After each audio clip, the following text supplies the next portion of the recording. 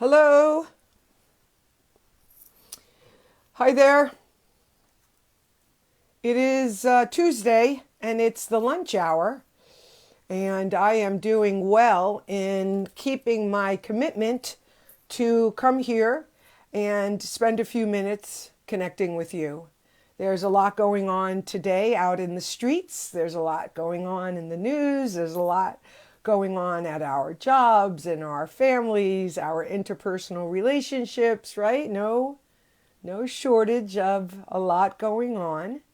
But if you're here right now, I'm happy to spend a few minutes with you. I wanted to share some information that I have that might be helpful. That's ultimately why I come here with you, is to assess and strategize and talk about what we can do that is probably new or more of that can help us deal with and be present for this rapid change. Now, what's clear is that there are people, and we know this, that are really good with what is happening, and blessings to them. I have nothing but love for my fellow man, my fellow woman, my fellow American, because that is what I am practicing, and it is indeed a practice. It's not something that I've mastered. It's not something that comes easy. But again, one of my core questions is, how do I want to feel?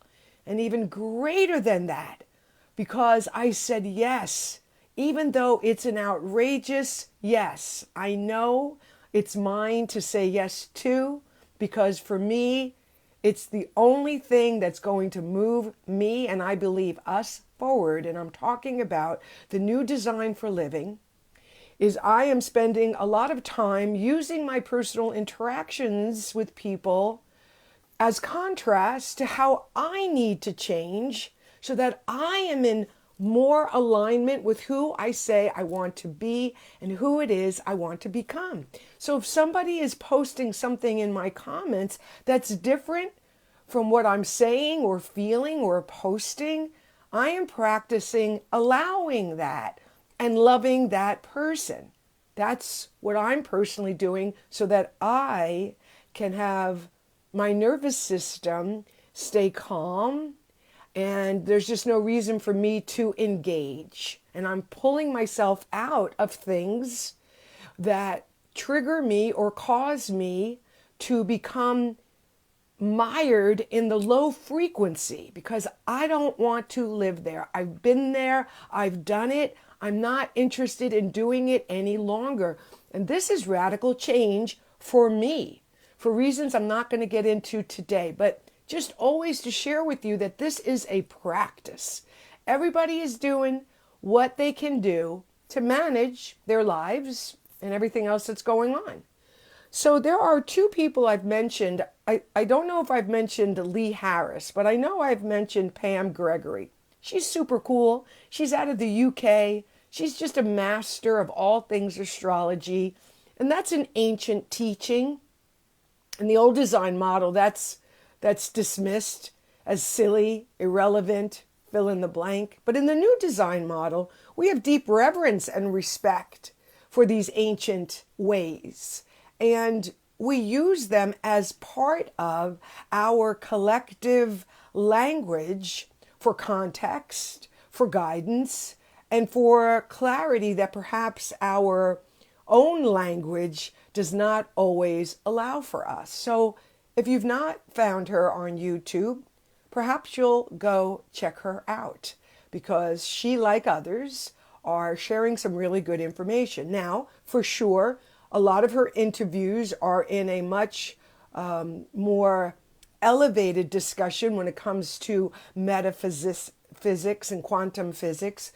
But her personal videos to us are, I find, very interesting and helpful. I don't agree with everything she says, but I like the idea of an ancient way, like astrology, guiding me in my efforts to understand the larger picture that might be accompanying this massive, rapid change that we are in. I read something somewhere about John Simpson from the BBC. He said this, or somebody posted this quote in their post, but I thought this was really spot on. There are years when the world goes through some fundamental, convulsive change. And this is one of those times. 2025 is a time when the basic assumptions about the way our world works are being fed into the shredder. I read that, I was like, oh my gosh. That's what we've been talking about here in these videos together. That let me see what he said here. Our basic assumptions, this is what we've been saying. The ways that we have agreed to live, the ways in which we have governed ourselves, the values, the beliefs, the systems, the functions, all of these. And I think assumptions is for me more like that I assumed would be forever, or I would assume could not be dismantled, right? But this is a good summary of the rapid fire change that we are experiencing. And it is really fascinating. There are some people that are excited and think this is the best thing that could have ever happened. That's the pendulum swinging one way. Then the pendulum swings the other way. People that are completely freaked out, opposed to, right? Everybody's right. Both of those people are right because it's their experience. And then, of course, in the middle, where we rest in more of a neutral place, which is the hard thing to do, and everything in between. So today, it's really about where you are. And if you're watching and you'd like to share a little bit, maybe you're out on the streets. I know there's some active rallies going on. That's all part of our right to express ourselves and to peacefully protest when there are things happening that are not in alignment with what we think is in the highest and best good for all of humanity. So if you feel like this experience has been similar to, sending things into the shredder, you're not alone in that feeling. So I wanted to share a few other things that I think can help us with this feeling of everything that we have based our lives on being upended in a significant and radical way. Because even people who find this to be a good thing, they too are experiencing the change. I'm just grabbing my notes from my show yesterday. So as we step into a new way of thinking, we do so that we can better respond to what is happening, okay?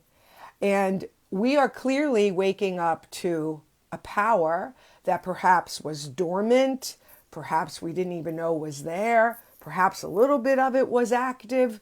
Whatever it was, what it is a lot of people are waking up. They're waking up to the power of their attention. They're waking up to the power of their spending dollars. They're waking up to the power of their own value system to assist them in aligning with a world that matches what they believe and how they live their life. So everything we're going through offers us contrast to what either is working and we want more of, or what isn't working and we don't want more of.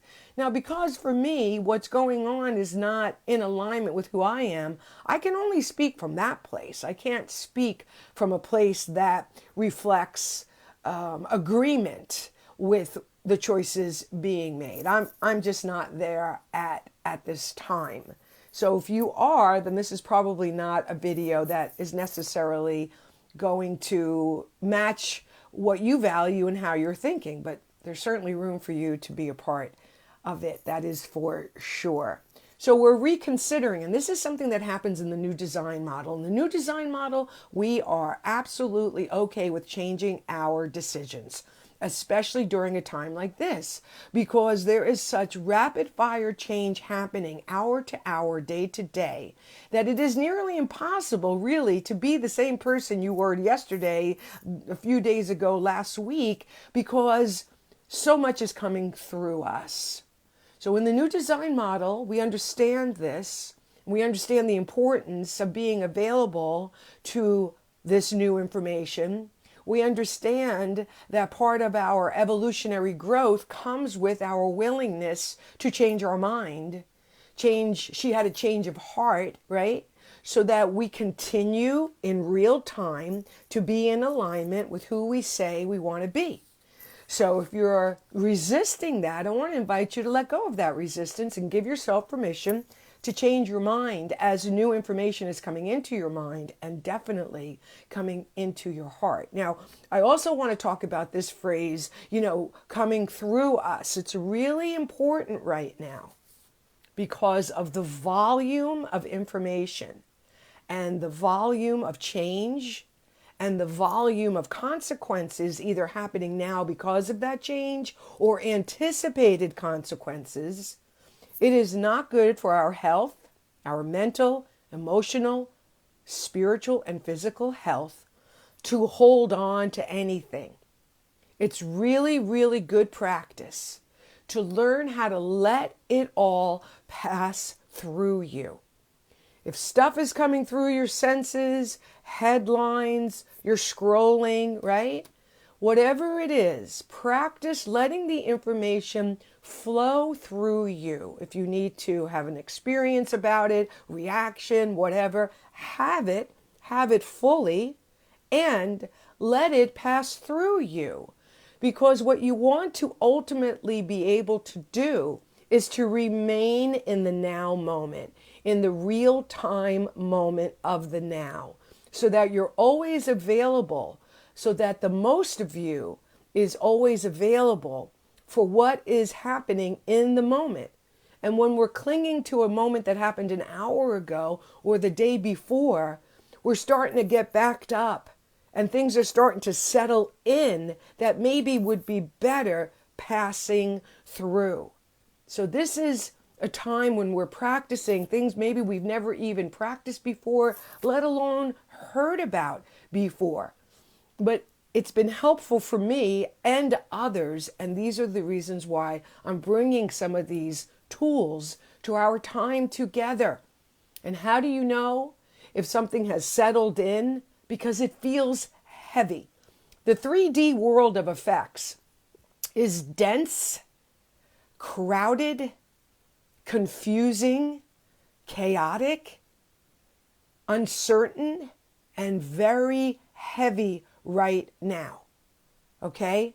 And I know that I'm in that based on how I feel.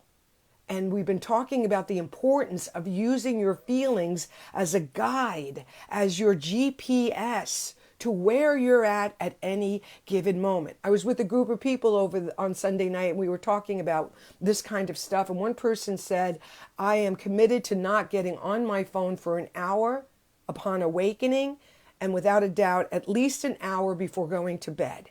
Because engaging in that 3D world is too much, and I'm not ready for it. And I had just had that own conclusion myself.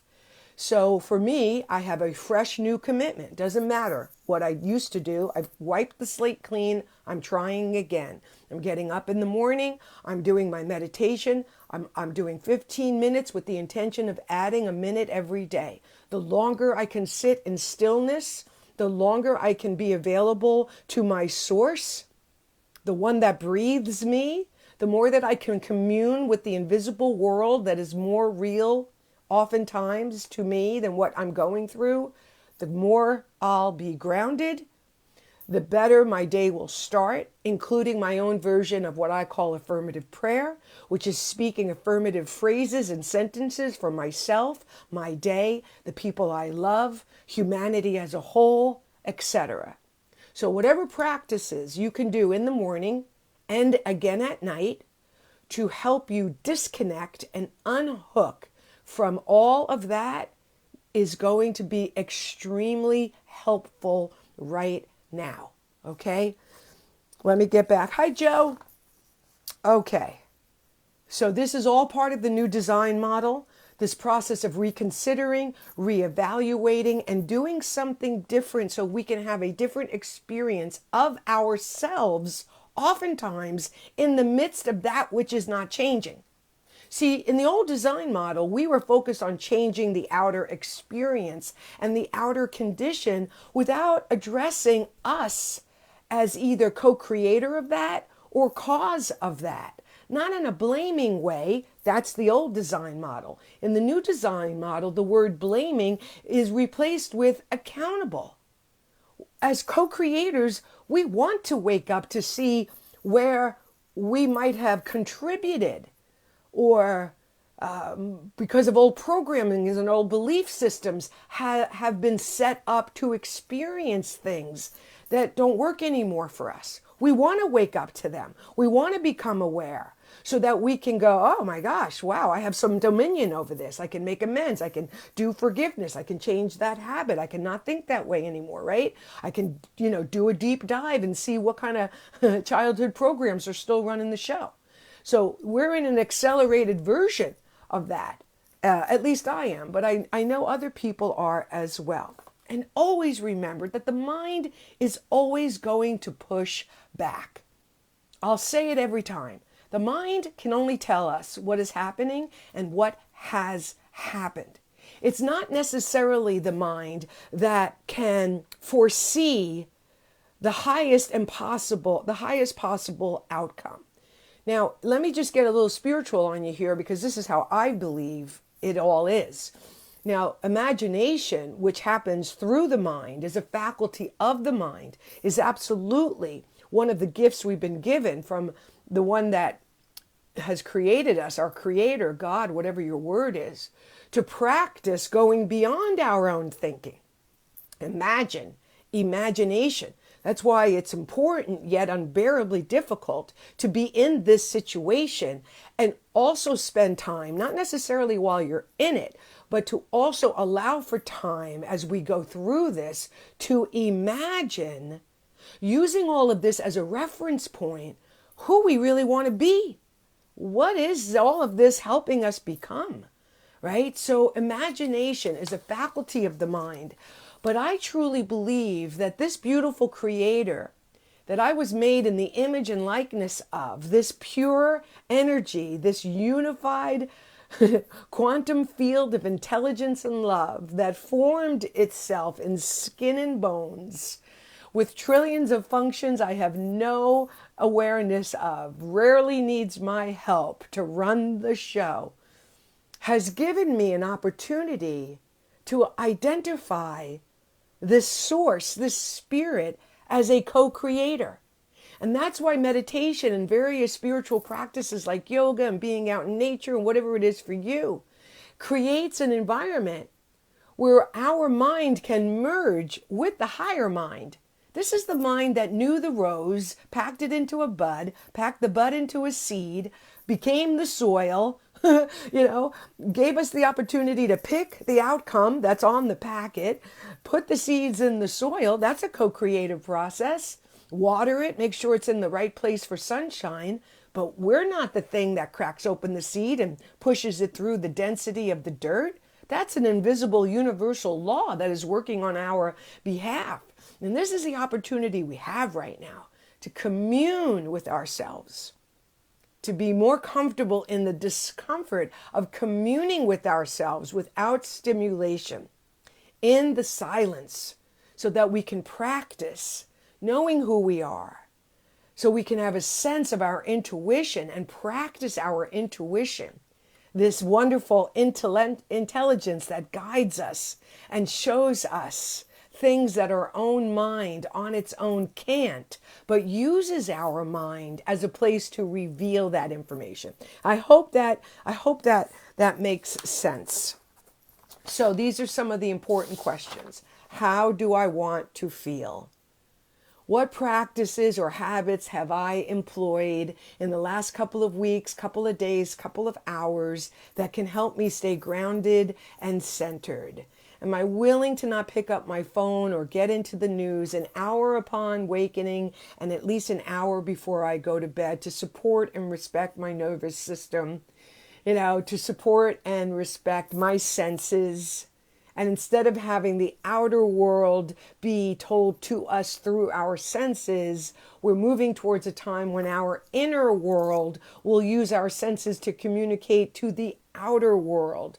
We're learning to live from the inside out. Seems to be a pretty critical time to open ourselves up to that kind of language, because the outer world is without a doubt losing its capacity to properly inform us of how to live from the inside out.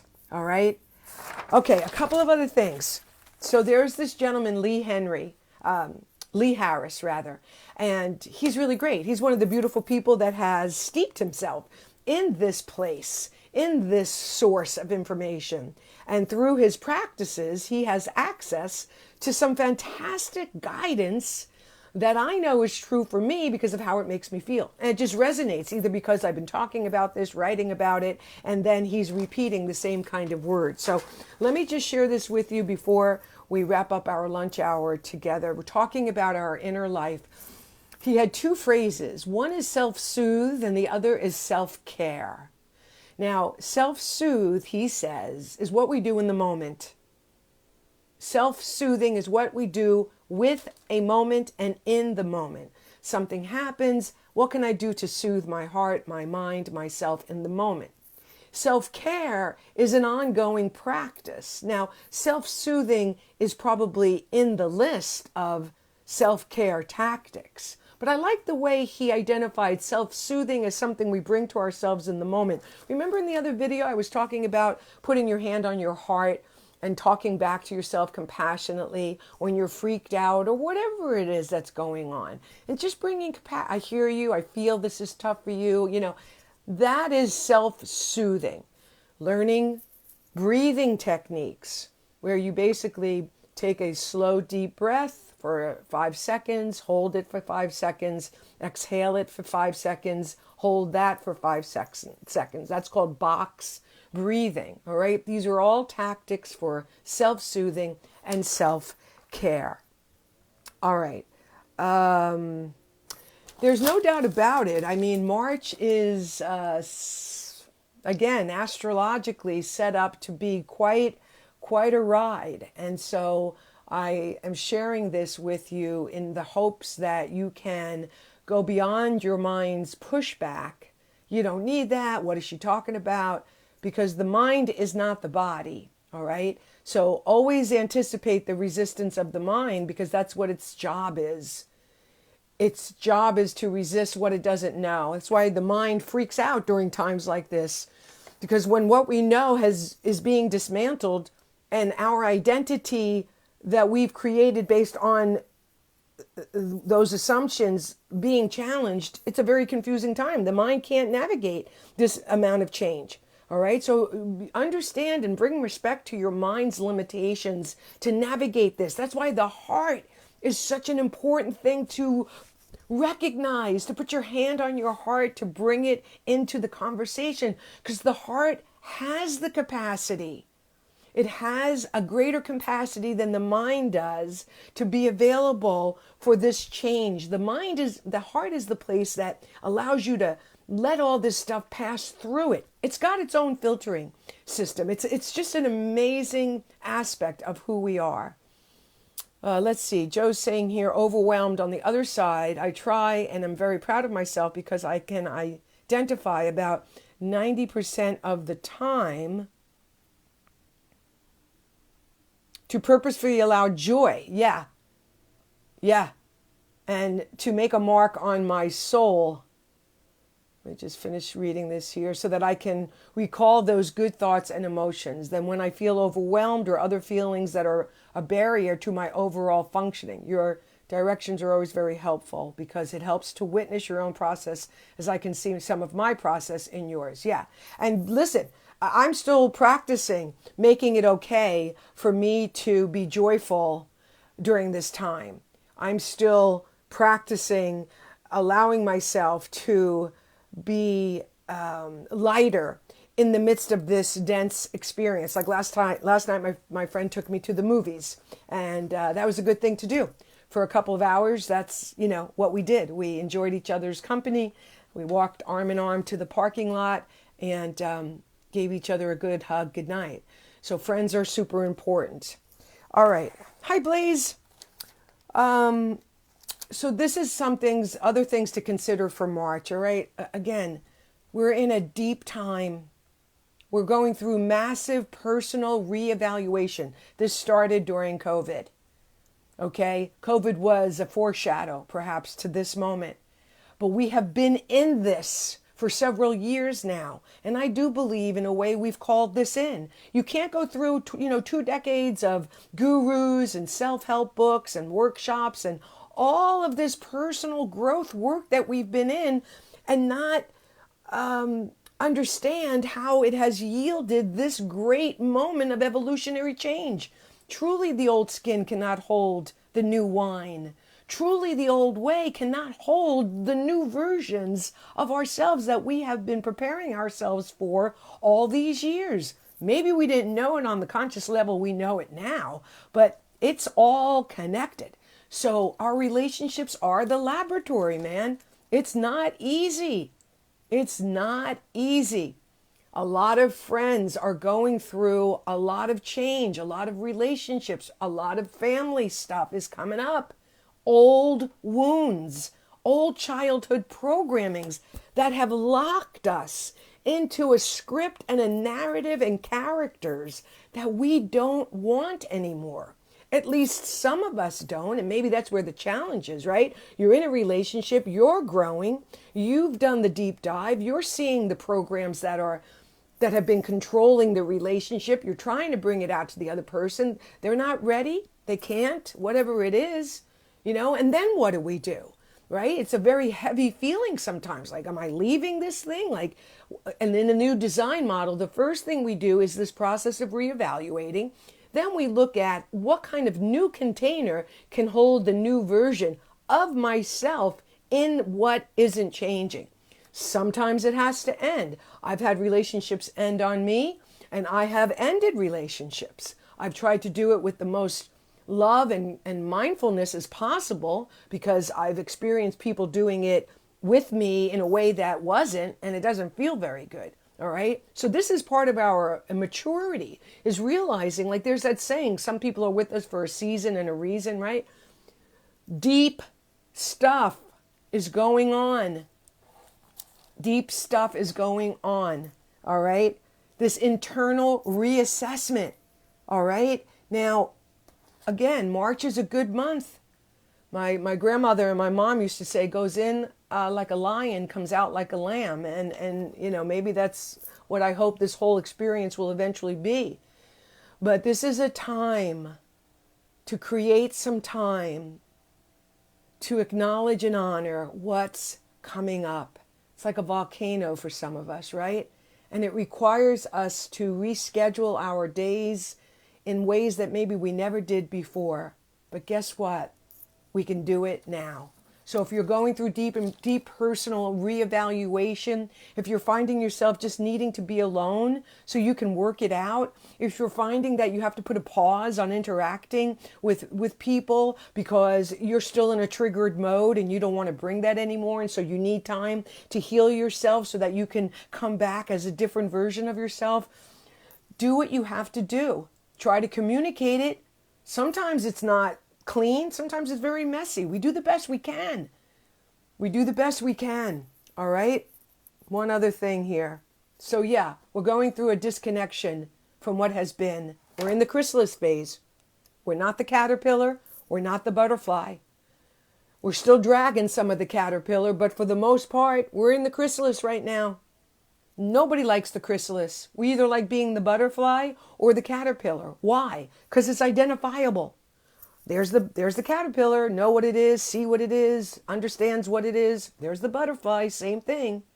But the place in between, The transformation part, the painful, ugly, dark, sticky, uncertain, chaotic, confusing part, the mind doesn't like that. We don't like that. But in the new design model, we bring great reverence to the chrysalis. We bring great value to the chrysalis because we understand transformation. We want to understand the entire process, not just the caterpillar and the butterfly, but what it took to become the greater version of one's self. And so this is something else that we're pushing up against, and that's pushing up against us. The mind doesn't like the chrysalis. It can't identify itself in that place. And so be compassionate with your mental health and understand to the best of your ability why we're having such difficulty in our thoughts and in our minds these days. A couple of last things that this guy, Lee Harris, said, which I thought was really powerful as well, that we're in a time when we are freeing ourselves from self-suppression. Self-suppression. He went on to talk about in the old design model, he didn't use those words, but that's what he was talking about. In the old design model, we were in programs and we were in conditions and conditioning that suppressed us. I mean, in my upbringing, and I say this not from blame, because there's no blame. This is just what the program told us all to say and do. But in my upbringing, I was seen as too much. And I understand why. Because I have a lot of power, and I have a lot of passion, and I have a lot of fire.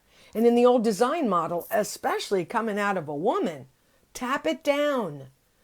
Self-suppression. Too much. Play by the rules. That's not how a woman acts, right? So we're in this time where, along with things that we don't want to be ripped open, things that need to be ripped open are being ripped open. And in this way of self-suppression, we are seeing, and this has started with COVID, ways that no longer serve us. We've outgrown the character in that narrative that was okay being self-suppressed, because that's what the character was told to do. We were just in a play. Now the play is over. And instead of somebody handing us the new script, turns out we get to write it. That's both terrifying and exciting because it challenges who we were in the old design model. We weren't the architect. We weren't the script writer in the old design model. We received it by an outer source. But in the new design model, the pen is in our hands. Freedom from the core wounds, some collective core wounds. Unworthiness, collective core wound that has run its course, right? Survival of the fittest. There's an old design model phrase, right? Gotta get, right? All the things that come out of survival. Not enough, competition, judgment, gotta get mine, okay? Getting and not giving, that's the old design model. Persecution. Religions are built on persecutions, right? How many times have we gone through experiences where we have felt persecuted in our own way? Perhaps others have felt persecuted by us. An old collective core wound that's coming up because it doesn't work anymore. And to be shut out of the group, that was a tender one for me, and I wasn't immediately sure why, because I just first was experiencing the tenderness, and it's coming up now as well. Maybe because I'm still, no, not still, maybe because I am a single person in this world, and though I love being alone, I cherish my time alone. I do my deepest spiritual exploration and growth when I'm alone. Sometimes it's too alone, and I don't feel like I'm a part of any group. Now I'm unpacking that to make sure, is that really true? Or is that just me in the old version of myself? And more times than not these days, I'm stuck in an old version of myself, while I'm simultaneously being mindful of how I might need to reach out and connect with other people. So we are dealing with the disempowerment of humanity. Okay, now here's the good news about that. The good news about understanding what we're in is that it gives us a reference point to what must become. So if we're in a time when we are going through and witnessing the disempowerment of humanity, the taking away of the power that we gave freely to the outer world, or however you want to describe that, this gives us an opportunity to use it as a reference point to the power we choose to activate, to identify, to honor, to bloom. Because the disempowerment that's happening is the old design model. The empowerment that we're talking about, that we're co-creating together, that we're finding out on our own, is what the new design model is presenting to us. But this is why it's so big, because it is. And so it's really important to be able to be, what does he say here? To hold our strength, right? We're learning how to hold our strength, things we were attached to, things we built our lives on, identities we knew ourselves by. Okay, as those begin to fall away, collapse, get taken away, we have this opportunity to create a long-lasting strength.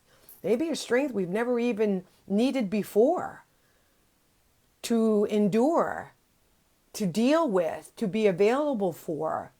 Not just what's happening, but what is going to come from what is happening. If we bailed in the chrysalis, we would never know the butterfly. If the caterpillar was not willing to die to itself, it could not become the next version of itself.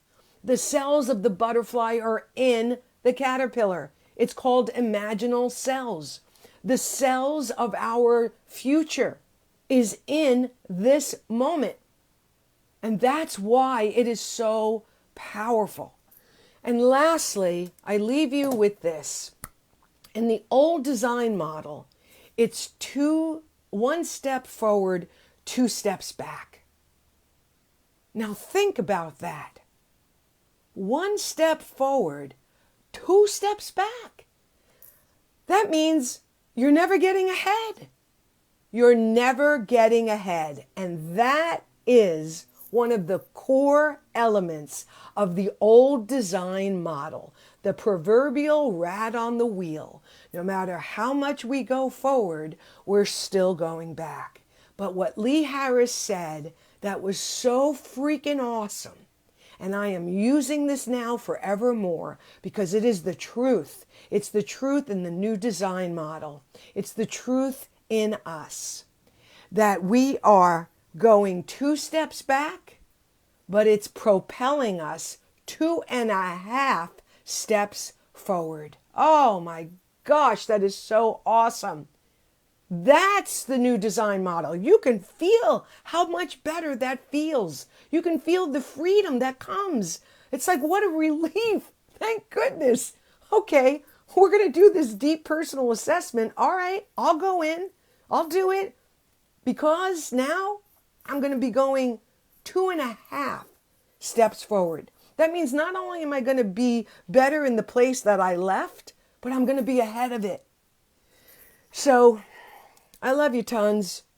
Thanks everybody for watching. Blaze, Joe, Nicole, Lisa, Blaze. I'm feeling the transformational energy, uncomfortable, but big things coming. Yeah. Heather, thank you all for watching. Yeah, there's a lot happening. We've got another economic boycott coming up. That's an action step that one could align with the new design model, because in this process of reevaluating where our power lies, reconnecting with the power of our dollar, powerful.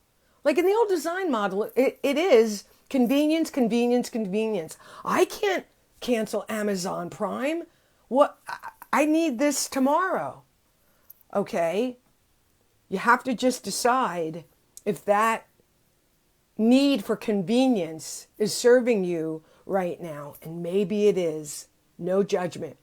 No judgment at all. I'm just saying that in the new design model, we're in a powerful time of co-creation. And you know how powerful it feels when you make a decision not to spend your dollar there. What am I thinking? It's too much to spend a few dollars more at a local store. I want to support these people that are showing up every day for their local communities, offering services and good.